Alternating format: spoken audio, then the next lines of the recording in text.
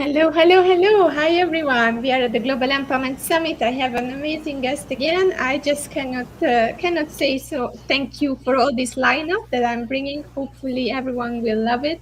And if you are here today, then don't forget you can play with the application that we created for the summit. So until the 31st of December, you can give us feedbacks, aha moments, and everything, even on replay. Collect points, be on the top of the leaderboard, and win some prizes at the end.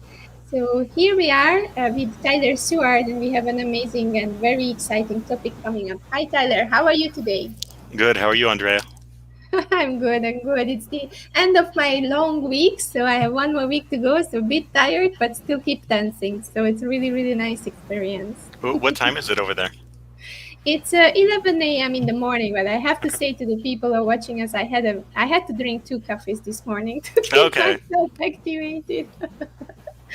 So Tyler, let's talk about you a little bit. I know that you are a busy guy. You just got promoted. You have a new job. Everything is so excited in the AI field because that's where you are from. Tell us a little bit about yourself first, and that what you are doing currently right now. Okay. Well, I am an artificial intelligence engineer.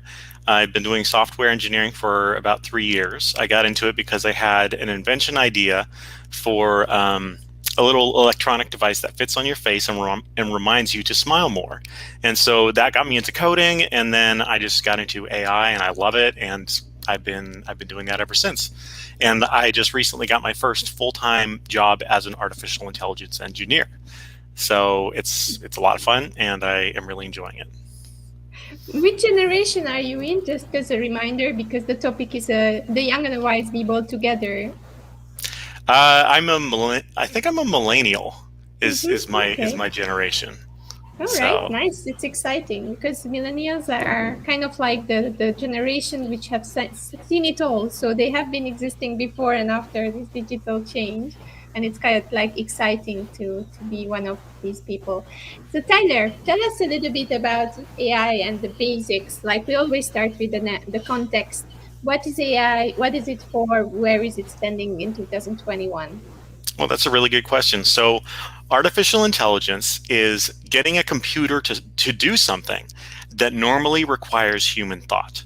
So even mowing your lawn, right? Normally that requires human thought because you got to push this mower and you got to decide where to turn and when to turn it on and off. And if you have an automatic lawnmower, then that's technically artificial intelligence. So the term artificial intelligence is super broad, but we have specific techniques that we've been coming up with recently that enable us to do some really cool things with computers, emulate human behavior that's more complex than ever before. So all what we see already, these fruit picking robots and the body parts for people who have difficulties, and what else? The robots from those different companies that are talking and then presenting and all this. It's part of this universe. Yes. Yeah. I mean, anytime you're using a computer to do something that a human mind normally does, that's artificial intelligence. So it's a very broad term. So when you think about what is the motor behind artificial intelligence, is it coding? Is it something similar like creating a website with the coding, or how do you create something that does AI? Well, that's a really good question. Um, so technically, I mean, if you want to use a really broad definition, anything that a computer does could be considered AI. I mean, like even if you have a sprinkler timer on your lawn that waters your plants on time, normally it requires human thought to water your plants on time. And since you're having a computer do it, that's technically artificial intelligence. At least I could argue that. Um, so how you would create an artificial intelligence thing? Uh, there are a couple ways that you could do that. You could program a computer to open your door when you come home. That's not a really intelligent thing, but it is something that a computer could handle that normally a human brain would do. There are new types of artificial intelligence techniques called machine learning. And what you do is you program a computer to learn on its own. You tell it where the information is, and you say, I want you to learn lessons, whatever lessons you can from this information. And so the computer can do that, and it's a lot more, what it comes up with is a lot more interesting and a lot fuller than programming those rules in yourself. Like, you can't really program a computer to detect a cat, right? You can't say if it's white and if it's fluffy and if it has ears, then, it's a cat. You have to train a computer. You have to use this technique called machine learning, where you program the computer to learn from 10,000 images of a cat that, hey, this is a cat.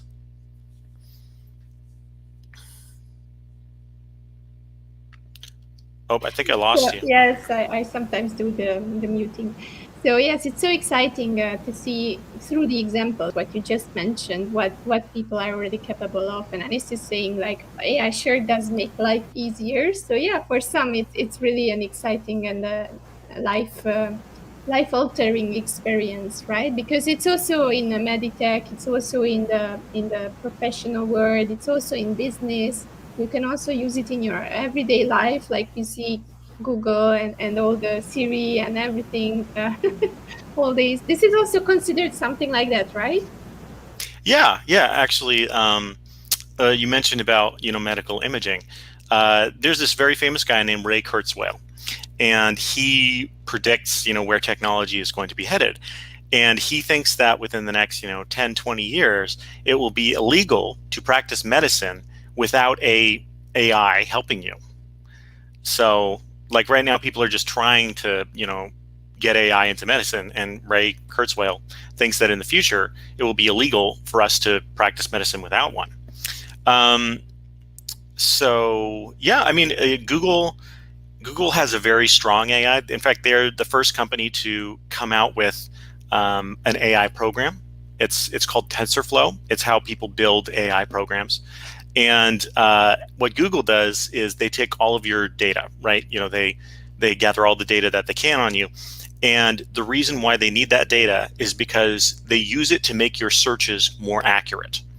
As in, when you go on Google and you search for something, it always has an amazing result, right? If you try any other search engine, no other search engine can compare. And that's why Google has 65% of the market, because they take in all your data and then they take in your search query and then they guess, the output.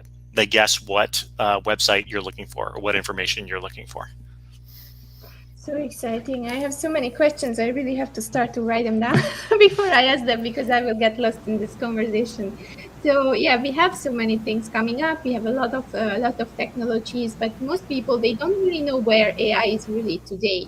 Like last time I remember we did this interview with you, I was asking you like from a state of 1 to 10, ratio, where is AI today compared to what we see in the media and compared to the backstage, what you see as an architect. So what do you say? Did we move? Are we closer to the 10? Yeah. I think last time we talked, I said we were at like a 2. Now I would say we're maybe at a 3. I mean, there was a Microsoft development that came out in the last month that just blew my mind. So I'd say we're at about a 3, maybe a low 4, on our way up to 10, which 10 is being, science fiction AI that's, nearly human. In the media, you're right. Media does kind of play a bit inaccurate depiction of AI. There's Sophia the robot, whose creators have even said that she doesn't understand what she's saying. She's just kind of a chatbot like Siri. So I think we're a long way away from that kind of artificial intelligence that's like human level. But like I said, there are breakthroughs coming out every 3 months, something that was completely impossible, and then it happens and you're like, it changes the world. Like, I think between the last time we talked and now, you can type in a description of an image that you want and the computer will generate an image like that. Like I could type in a cat being chased by flying wolves, and it would generate an image of that. Not like perfect or anything, but kind of like an artistic rendition. So just a lot of really cool things coming out in AI. Is there any tools that people can just check out right now, like going online and then finding something that is like this, and you put in these things and it's creating Oh something yeah. for you? Yeah, absolutely. There's one website called Talk to Transformer. Um, and that is a text generator. So you just type it in talk to transformer, and then you type in, whatever you want, a sentence prompt, and it will complete the sentence, and it will kind of match your mood, and it will sound like something a real human would say. It seems real. There's another one called thisx.does-not-exist.com, and it's got a bunch of image generators on there. And so for every one of these image generation websites that you visit, every time you visit, it generates a new image from scratch, and they look real. Like this bedroom does not exist, and it will generate an image of a bedroom. This cat does not exist. It generates an image of a cat, and all of them look real. Oh, I lost you again. You're on Yes, mute. it's so exciting. It's just like you listen to it, and I'm like, wow, we are already in the movies that we watched a few years ago. Let's go further. I already heard about the news or checked out some articles, and there are also this type of robots, because you were already mentioning robots, and we saw a lot of robots popping up, talking about things in front of the audience, trying to even answer to the things like on the spot. And I saw some countries or cities where they implemented robots walking around the street, and they are teaching the robots with this experience, kind of like to make them better, right? So where are we in this robotic technology?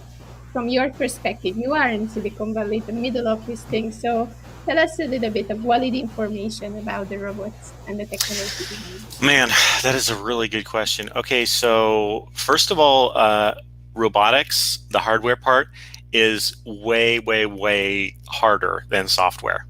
The leading AI company in the world is called OpenAI, and they recently abandoned robotics completely. They were doing robotics for a while, and they were making some huge progress, and they decided to abandon it because they said, we will never make as fast progress in robotics as we will in software. And with robotics, you have to 3D print stuff, you have to design stuff, you have to do all these iterations, put it together, screw it together, etc.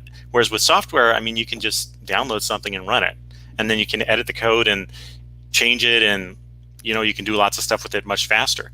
So right now, okay, so back in the 80s, there was the movie Terminator, and it was this robot that looked human that had a gun that could kill people, right?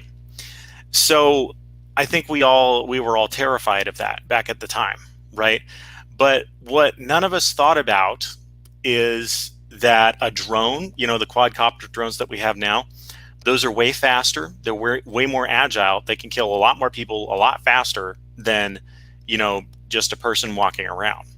And and I think Hewlett Packard just came out with, or it might have been Intel, just came out with a new framework for letting drones fly by themselves, using AI, and they're way better controlled than any human could control them. Like they move up and down, left and right, and they go under a log and around a tree, and it's like my mind can't even catch up with what this thing is doing. I have to watch the video over and over again, and I don't think any human mind could.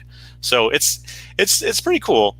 As far as robotics goes, I've seen a lot of artificial intelligence being used with drones for, like flying drones for warfare.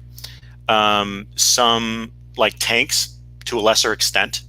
I've also heard about people using robotics for like manufacturing and for warehousing. So, but as far as like everybody getting their own robot at home, I think that's a ways off. Well, actually, Elon Musk did announce that he's going to be making, humanoid robots within the next year or two. So that might happen, but nobody else is close. Yeah, I think he was also saying that he will download the memories and upload it into robots. So it's kind of like something that he always wanted to go. But I don't know what is the reality check here. So, but yeah, I read the articles about this, that he would like to keep himself or I think it's something like he wants to live forever, and this is the way that he figured he can. Yeah, well, so I think whether or not that's possible depends on whether we can transfer the information from our brain into a computer, because this is a computer, but it's all like wet, it's all organic. And is it going to be compatible with, these hard electronic computers? What is the difference between a brain and a computer, and how can we transmit information between them? Can you copy a brain, right? And when you put your brain into a computer, how is that going to change who you are? Like, even if you're in a robotic body, are you going to think different? Are you going to act different? But I mean, if that is possible, if a brain can be transferred like that, then you could live forever, because I mean, you could just keep replacing your parts. Okay, I will laugh a lot today because it's just you are the source, you are there, you know so many things, and I'm so happy to hear these new Thank you. things coming Thank up. you, So Andrea. we have Carrie here saying that I'm a physiotherapist and myself, and I was always wondering if AI will be replacing my job one day. What do you say? Okay, so Carrie, a physiotherapy, from what I understand, it requires, a lot of touch. Like, you have to grab their arm, you have to lift their leg. Robotics is lagging very far behind. So I think your job is safer than most people's jobs because, like I said, these tech companies are abandoning robotics in favor of software. And you can't be a physiotherapist just by being a computer screen with a speaker, right? You have to be there touching the person, holding them. And we don't really have any robotic systems that can do that. And I haven't really been seeing substantial investment in that sector, except for, Tesla. That's a great info. Hope, Carrie, that makes you puts you at ease a little bit about your job. And if we are talking about what are the things that are threatened, what are the professions and jobs that are threatened, and what are the professions that are not, can you tell us some examples? Like, what are those areas where AI is very advanced and it can really replace people, and then you need to think about upgrade yourself? Yeah. Okay. So recruiting. I deal with recruiters a lot. A lot of recruiters will call me, and they love their job, and they're really cool people. They're very nice. They're very good at sales. They're really good at connecting people, and they just love to talk to people, and it's wonderful. Every time I talk to a recruiter, I'm thinking that your job is not going to be around. Your job is going to be automated in 15 years. Because essentially what they do is they talk to me, they get a sense of who I am, they get a sense of my resume, and then they match me to a job. And there are ways to do that really, really fast. I mean, if you just analyze somebody's resume, their experience, and then you match it to another resume, you can get a score, and it can be based on their past performance, and this is where they fit, and there could be like a price tag assigned to each person's skills. So I think recruiting is one. Data scientists is another one that I think is going to go by the way, because so a data scientist, what they do is they take in data and they help you make decisions. Like, they would say, hey, Andrea, the bulk of your views for this conference came in from Madagascar, so you might want to advertise more there, next time you do this conference. So I think that profession won't be around for much longer because they have to do a lot of very intensive work. They have to find the data, they have to clean it, they have to transform it, they have to do lots of different methods on it. And if we have an AI that we can interact with more easily, we could just ask them a question verbally. We could just say, hey AI, tell me some cool stuff. How can I get more people next year? And then it'll do all the beep, bop, boop, and calculate, and you don't need a data scientist anymore. Everyone is at this conference. We were talking a lot about AI and the future and the metaverse and blockchain and cryptocurrencies and technologies, because I want the people to be digitally ready. That it's really a fast change, so you really need to start to educate yourself. And it's really funny that you mentioned the Beep Bop Boop, because everyone was mentioning the Jetsons, the old cartoon. Yeah, Rosie from the Jetsons. Yes. Yeah, that we are coming so close to it, and it's just happening. So please, guys, rewatch the Jetsons, sorry, and then you will see how we are going and where we are heading, because it's really relevant. And it's funny to see that a cartoon so long time ago already could have this kind of visuals and imagination about the future. Yeah, I think that was what they thought the future was going to be like in the 1960s. Yeah. It's really amazing how they did it. And coming back to this digital universe, which is coming up, and the Facebook announcement about the Meta and all these things that they are now trying to promote. let's not say whether it was just like saving Facebook or have something that they want to, change up so that they can still keep up the company because of the lot of negative feedback that they get because of their trust issues. So what do you think about metaverse? Is it so close that we will live in this digital universe with all these avatars and whatever we can see now? What do you think about this? You mentioned Ready Player One. That sounds a lot like Ready Player One to me.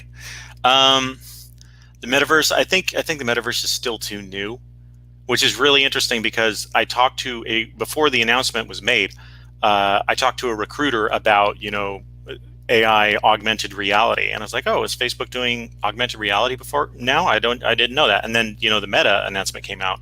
They want everything to be augmented reality. I don't like that. Because it's been shown that, cell phone use leads to depression. It leads to, mental health issues. And to just encourage that, to encourage people to spend more of their life inside of this cultivated universe, I think is unhealthy. So yeah, I may be one of the naysayers, but for right now, in the future, we may not have the physical limitations that we do, but for right now, our brains, it's unhealthy for us to be attached to devices as much. And spending so much time inside, right? Because I feel already like after spending these 5 weeks in front of my computer, and even though I'm like standing up, moving around, but I'm still inside, and you feel the effect. It's just like draining so much. We need the D vitamin. We need to be outside. We need to move around. We need to do those steps, right? And it's really frightening. This is the frightening part of technology that is pushing people to be inside. And I just saw a video about the indoor generation, which was kind of like very nice. Like someone created a video imagining that what are the negative effects of being inside all the time. Not saying that the toxic things that are around your house and the kids, how affected the kids are because of this, and why we call them indoor generation. Have you heard about it? No, I haven't heard about that. I will That's really definitely interesting, though. send you the video. I will send you the video. They have been created by some people who are actually creating a community and to create awareness around the indoor generation. So it's Hmm. quite exciting and I'm, interesting. I'm sorry you're feeling frustrated. I know what it's like to be stuck inside, all day, and it doesn't feel good. And I'm sorry you're feeling that. It's all right. I deal with it. I have my big goals, so I'm working on it. And until then, everything will be okay. I will have a big holiday coming after, and then I will just Oh go yeah, all yeah. alone. Sleep for weeks. Like, go to like some deserted island with palm trees, and just sleep for weeks. Definitely, that will be the thing that I will do. So If we stepped the conversation at around the metaverse and about the augmented reality, and now cryptocurrency is coming up, blockchain is coming up, and this all this decentralized finance. I don't know whether there is any AI improvement in that part. Is it part of it? Is there anything coming up? What do you think about this part? okay, so I can tell you a really funny story, or I can give you a helpful and informative answer. Which would you like? Let's do both. Okay, First, all the right. funny one. Okay, so the funny story. Okay, so there I was working on this website called Fiverr, and I was working as a freelancer doing artificial intelligence work.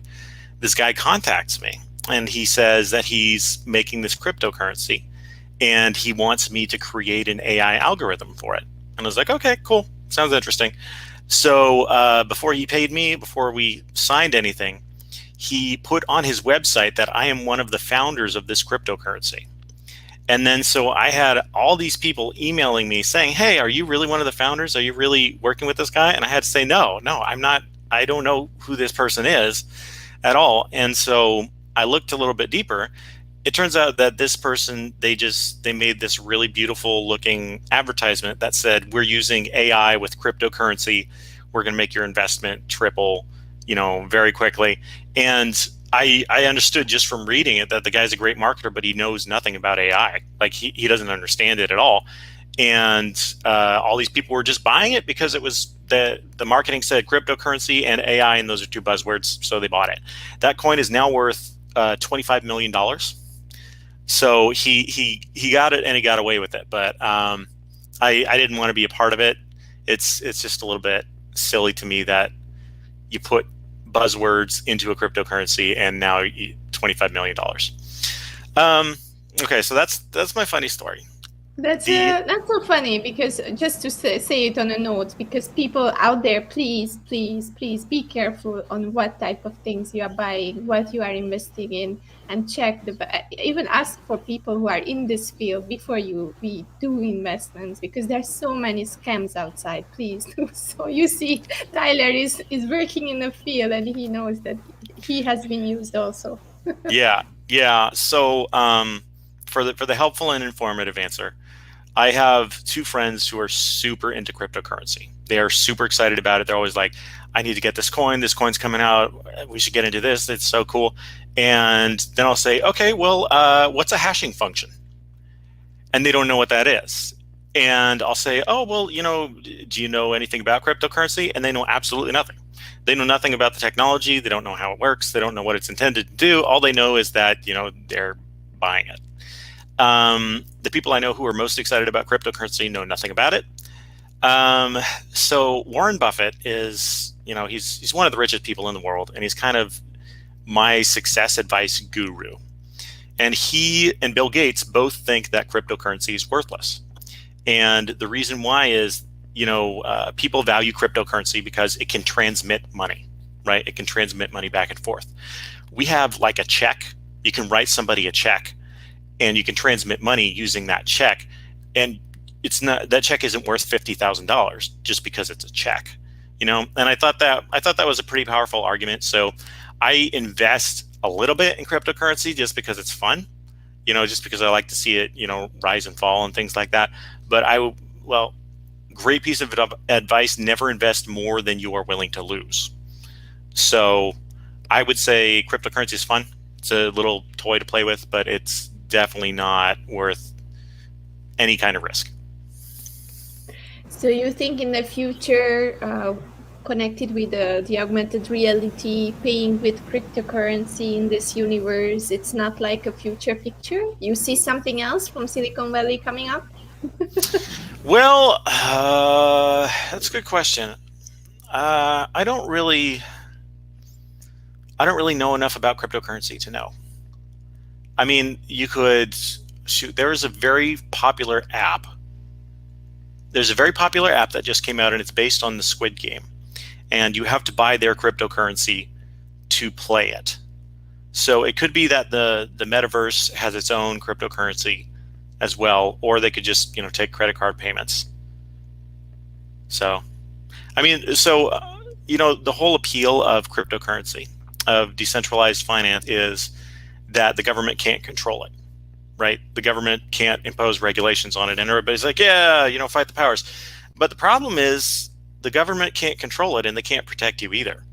So there are very unscrupulous people who make massive, massive loads of money just because they're smart and they know what they're doing.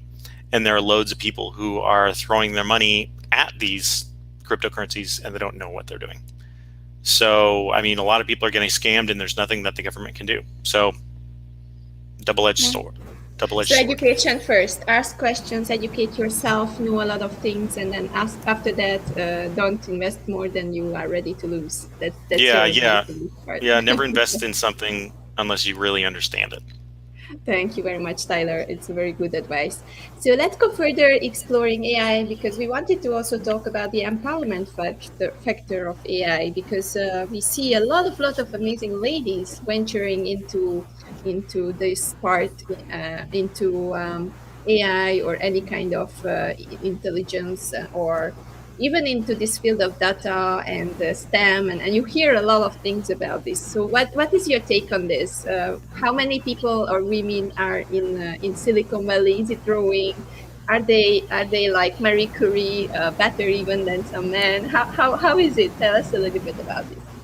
So I heard a very sad statistic recently that I think like 2% of coders in Silicon Valley are women. Whenever I have a chance, I try to encourage women because I feel like we need more coders in general, and I think we need more women coders. Some of the best minds in artificial intelligence are women.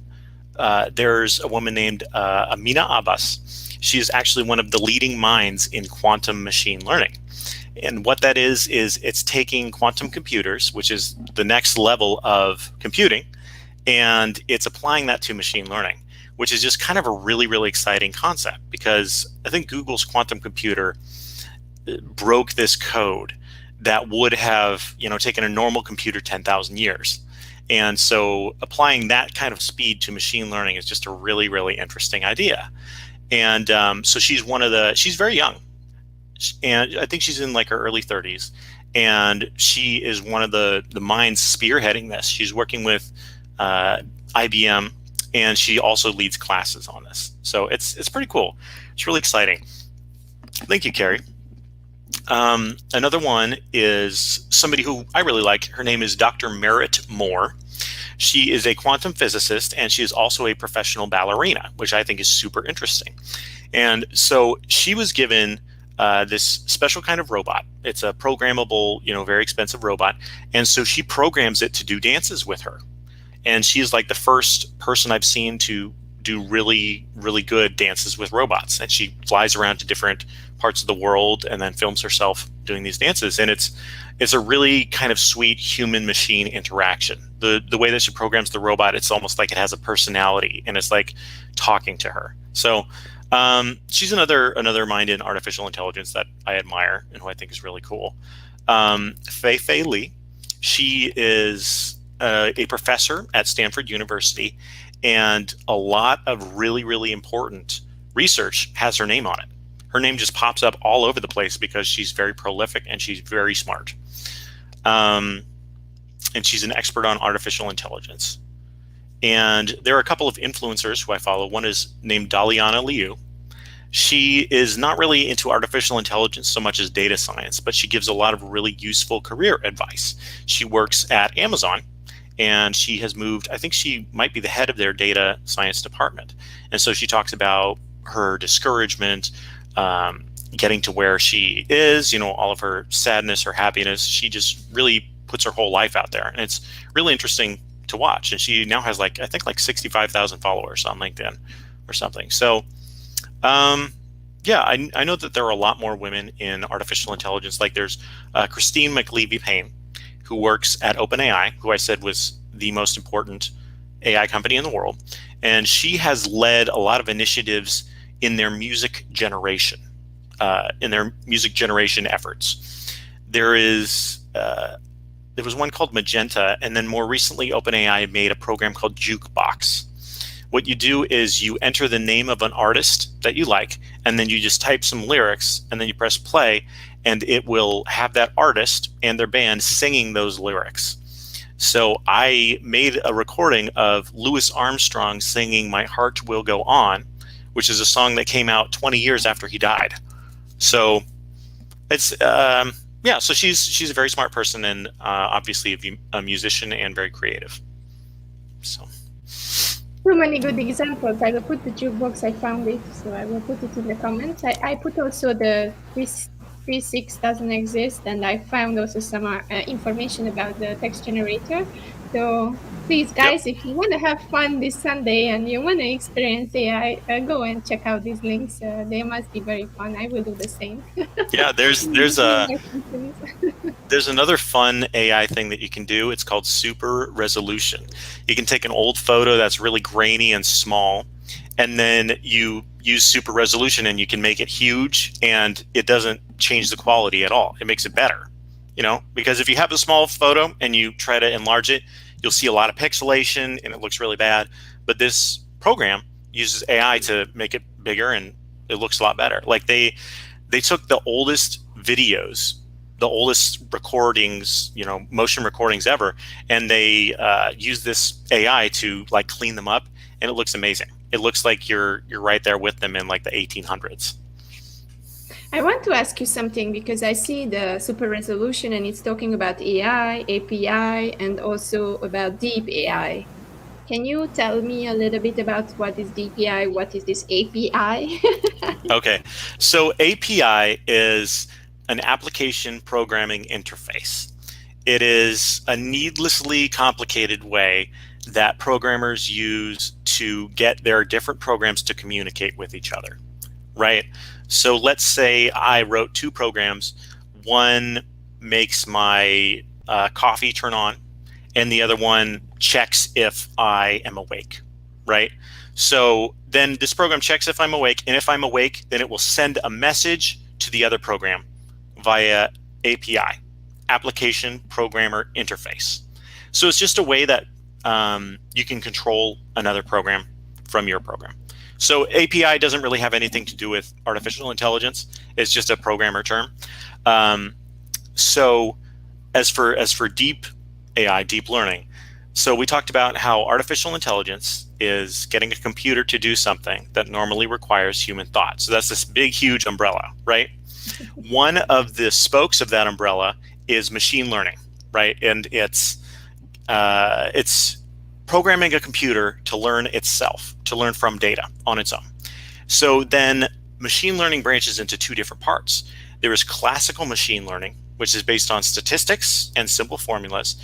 And then there's deep learning, which is a program for learning that's based on how the human brain works. It has artificial neurons, artificial synapses, and it learns in a way similar to the human brain. So that's what deep learning is. It's, there's AI, then there's machine learning, and then there's deep learning.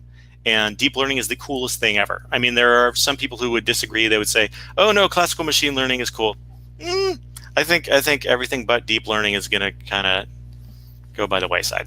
So thank you very much for clearing so many things. I think we can also go to a place where we help people to figure it out whether they would be good in AI. Like many young people, many even not just young but wise people are thinking about changing jobs, or they are pushed to change jobs.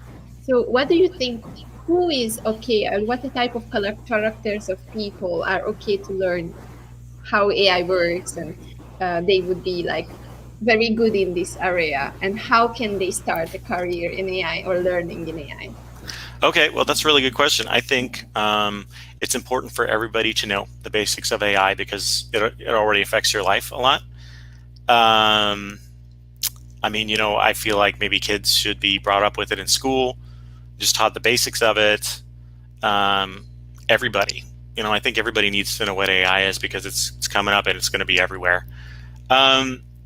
As for how you can learn about it, I wish I could answer that because there are a ton of resources online.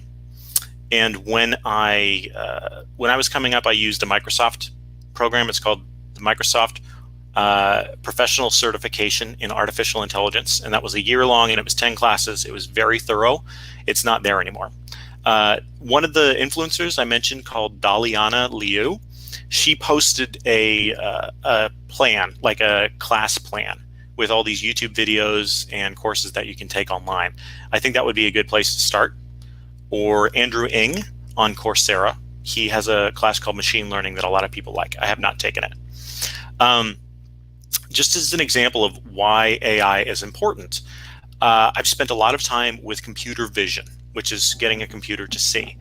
And so if I were attacked by some kind of drone with computer vision, I know several ways to confuse it so that it does not recognize me as a person.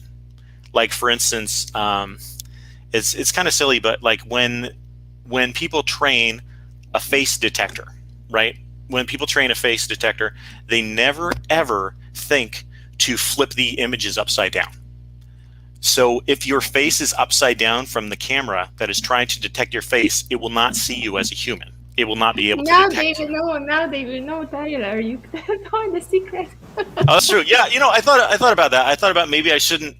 Well, I want people to know this, but if the AI scientists, building that know about it, then they're gonna, flip the faces, which isn't a hard thing. To do. I watched another video where like just covering the bridge of your nose with something makes it really, really hard for the AI to recognize you. There are a lot of other, like I've seen some there are like particular ways to paint your face so that, an AI will not recognize you as a person.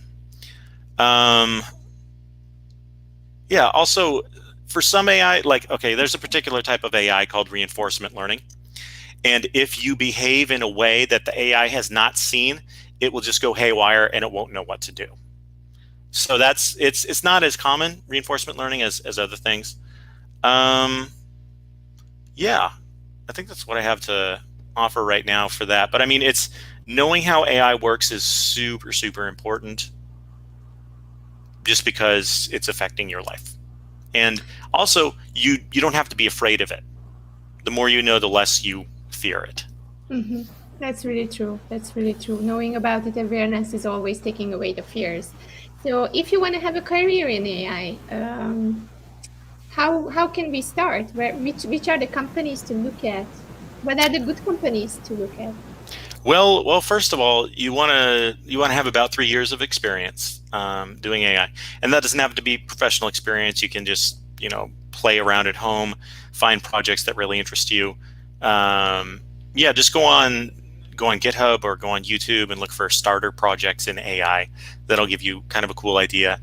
Any company that's hiring for AI would be a good place to get your foot in the door. Yeah, I mean, I would love to work for OpenAI. I think they'd be super cool, but that's probably not a career starter. So one piece of advice that a friend gave me is go online and go on LinkedIn or wherever and search for artificial intelligence jobs. And then look at the job description and then look at all the programs that you have to know.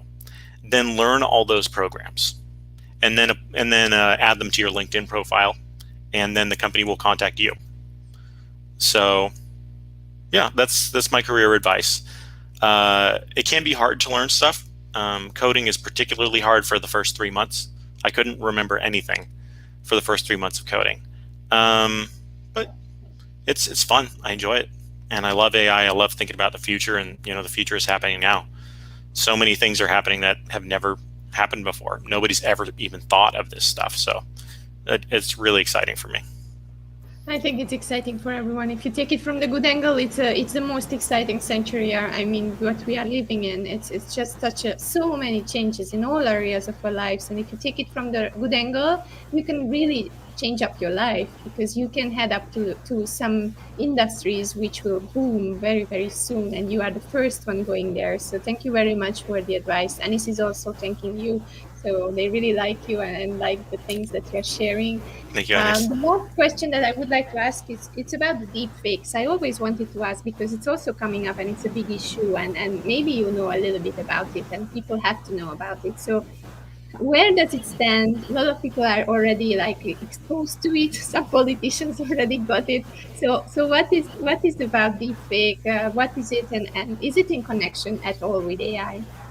That's really funny because deep fake has been everywhere in the news, but nowhere else.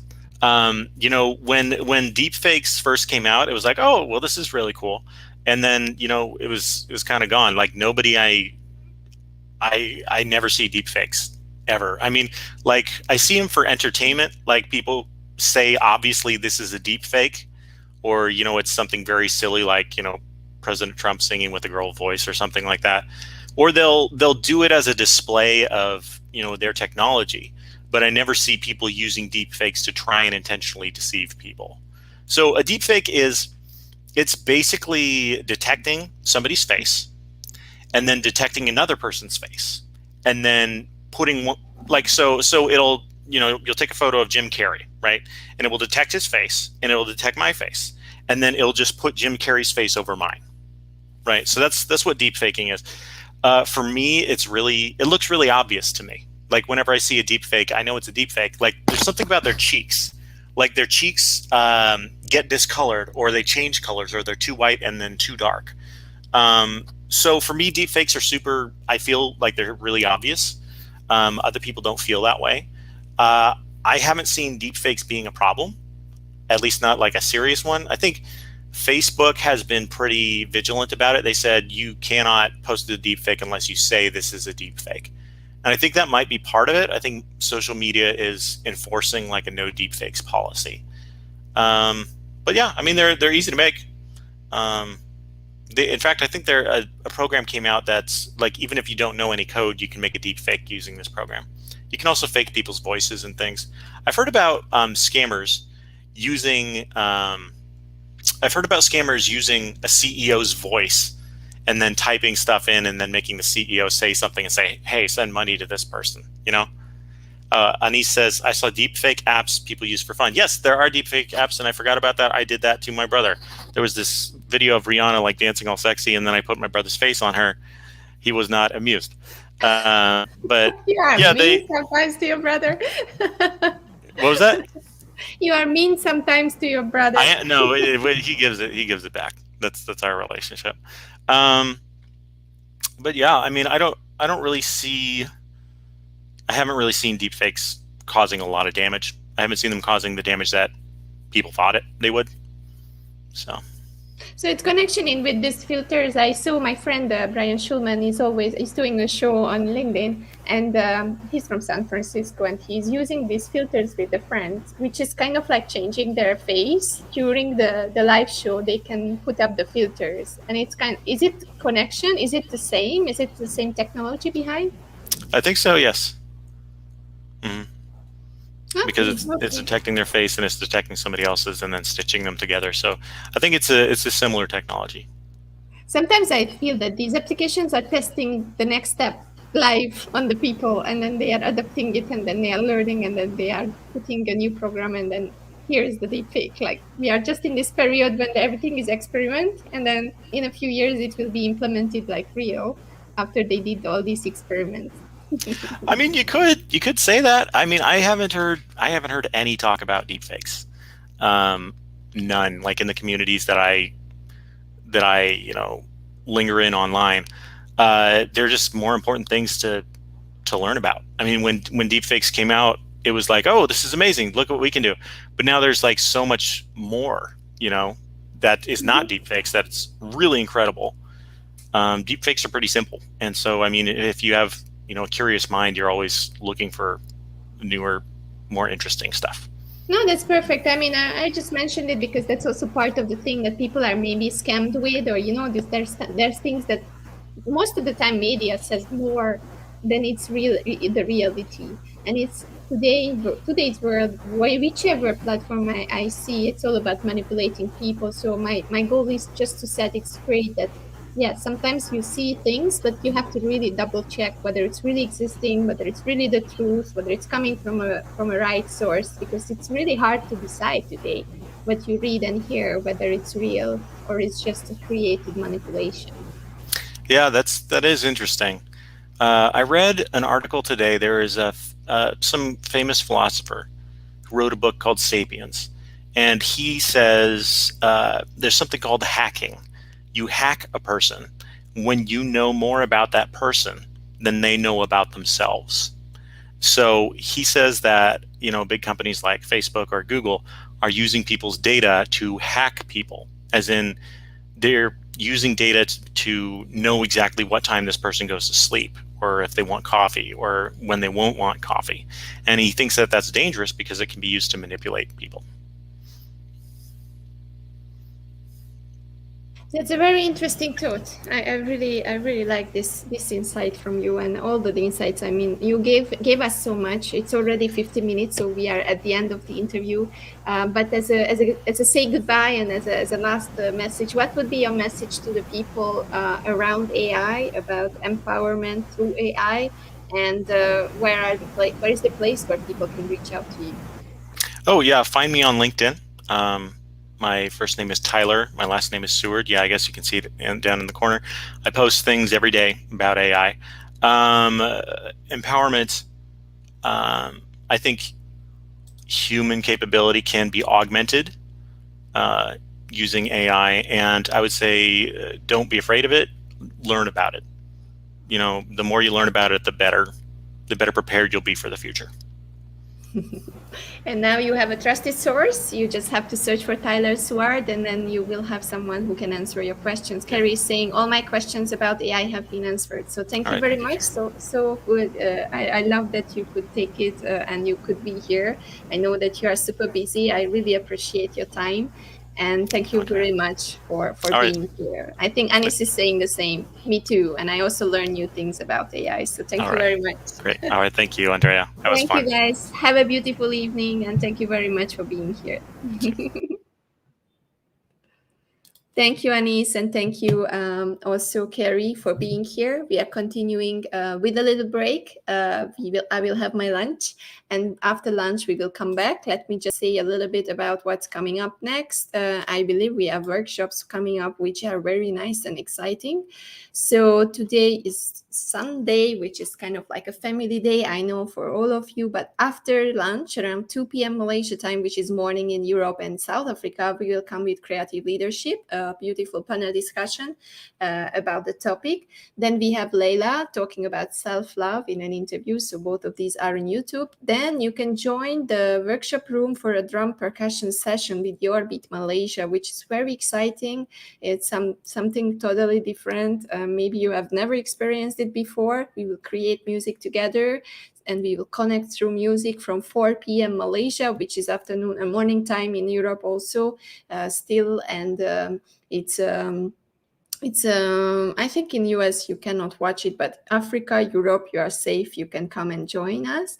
And then you can have also another workshop from 7 p.m. in the evening with Anita about leading with influence. Also in the Zoom room, you will find all the details. You remember where on the schedule page in the embedded calendar. You just have to click on the session title at the globalempowermenthub.com and you will be redirected with the link to the Zoom room. And we have 2 more panel discussions coming up this evening. One of them is about intergenerational empowerment with the TEG group from Australia and Malaysia, who are empowering people through counseling, and they are giving advice and help for people in crisis. And then we have the generation gap panel coming up, the main topic of the summit.